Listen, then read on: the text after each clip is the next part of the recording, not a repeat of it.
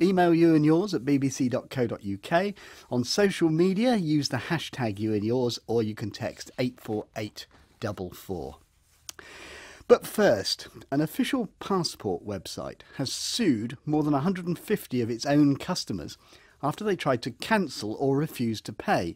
People who used britishpassportservices.co.uk say they didn't realise they weren't on the government's official site when they tried to book appointments. But the website says there are obvious disclaimers which the customers didn't read. Well, we get more complaints about this type of website than almost anything else. Shari Val has been looking into it. Well, this one, Peter, is britishpassportservices.co.uk, and it charges people who use it to book last-minute appointments at official passport websites. Now, until he called the official passport office, Mark Dillaway from South Wales didn't realise what it was when he clicked and paid £117 for an appointment which is free. They said, oh no, you haven't made the appointment through any of our offices, you've made it through a third party. That is when my stomach sank. I felt sick. I felt sick to my very stomach. I just could not believe that I'd fallen for it. I felt extraordinarily embarrassed because on the 30th of December, I retired after nearly 30 years service as a police officer in the City of London Police. And this is what happened to Martin Wyatt from Bristol. Once we discovered that we had been fooled into paying this company for the so-called appointment, we called our credit card company. They agreed to stop the payment. We went on holiday and didn't hear any more from this company until November, with a warning that if we didn't pay it, they would take legal action. Missed calls, they left threatening messages. By that time, the cost inflated to about £177. And Martin is being sued for that payment by British Passport Services. But Chantel Parker-Mills didn't even get as far as paying before realising the website wasn't what she thought it was. Even so, British Passport Services chased her. Very aggressive on the phone. We'll send the bailiffs round. We have a team of lawyers here.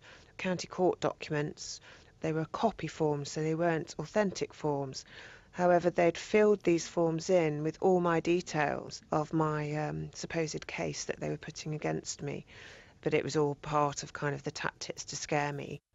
The company went on to sue her and succeeded because she didn't respond to genuine court documents when they arrived.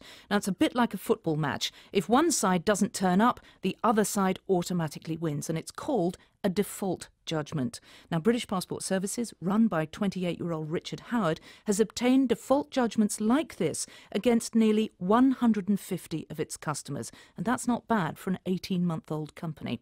Here's an example of threats sent to people. The flaky grammar isn't ours. Unfortunately, you required our services on placing an appointment at the Majesty's Passport Office, which we did for you.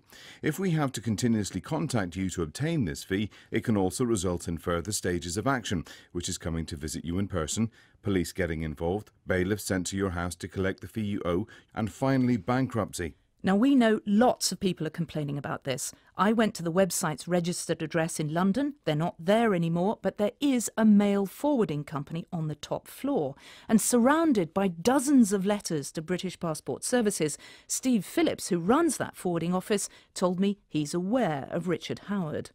The amount of complaints letters has gone up and up and up and up and up. Constant recorded deliveries, special deliveries. People have turned up infuriated. I think the first lady turned up pretty upset. We actually paid the money for 2 passports for her and her son. Ended up missing the holiday as a result of turning up at the passport office only to find that she needed to pay again. But then the third lady, she just went into one. She was angry. Effing and blinding. Now, among the letters of complaint were dozens of lost passports returned by well-meaning people who thought Richard Howard's company was the government's passport office. Among them was even one belonging to a man who died last May, sent in by a coroner's office, thinking Mr. Howard's company was the passport office. Last September, the Advertising Standards Authority ruled Mr. Howard's other passport site was misleading, and 5 years ago, his other company was fined by the premium rate regulator PhonePay Plus. And did you find or speak to Richard Howard? I did. He didn't want to be interviewed, but he repeatedly denied his website misleads people. He sent me a 12-page letter yesterday, and in it he says his site clearly states no government affiliation. And in the middle of a dense paragraph of text, it also says their fees can be avoided by visiting the post or passport offices, and we are an unaccredited company without any government licence. Richard Howard also insists he offers a valuable service. But Peter, he offers so much more than that. How about a consumer-rights.org.uk website? You might think it would offer independent consumer advice, but it doesn't. It's run by Richard Howard, and the advice in the editorial boils down to, if you're asked for money by his passport business, you've got no choice. Pay up. And if you are unhappy with their service and you might be looking for some kind of regulator or trade body online, how about the website standardsagency.eu? It looks very credible. It even had a quote from the Shadow Minister for Consumer Affairs. Although the real Shadow Minister for Consumer Affairs, Stella Creasy, told me she's never heard of the website Standards Agency. And I'm guessing, but does Richard Howard run that too? Spot on. After I met Mr. Howard, that statement about the minister was taken down. But Mr. Howard's interest in politics goes further than that. He also runs a political party that stands up for unofficial websites, the sort that sell government services for large sums. A party that stands up for suing more than 150 of its customers and displaying its victories on its website. A party that stands up for an invented, powerless regulator. It's called the Privatise for Prosperity political party. Yes, really. And let me introduce the party leader, Richard Howard. That was Charival. Listening to that is Tom Brennan, who's a barrister in consumer law. He brought the first test case about unfair banking charges and won. Tom, can you just explain what these default judgments are and what impact they can have on someone? Well, default judgments are formal court judgments, and they have profound impact on people's credit rating. So they are important, and it's important you don't ignore genuine court documents when they come in, because that's how default judgments get registered. So what can someone do if they use a website that wasn't what they thought it was, but then they start getting these claims for payments? Well, there's 4 things that they can really do. The first is realise you're not alone. As we heard from that report, lots of people, including some very smart people, have been tricked by these websites. Second, don't pay. Once you hand over the money, it's gone, and there's little chance of you getting it back.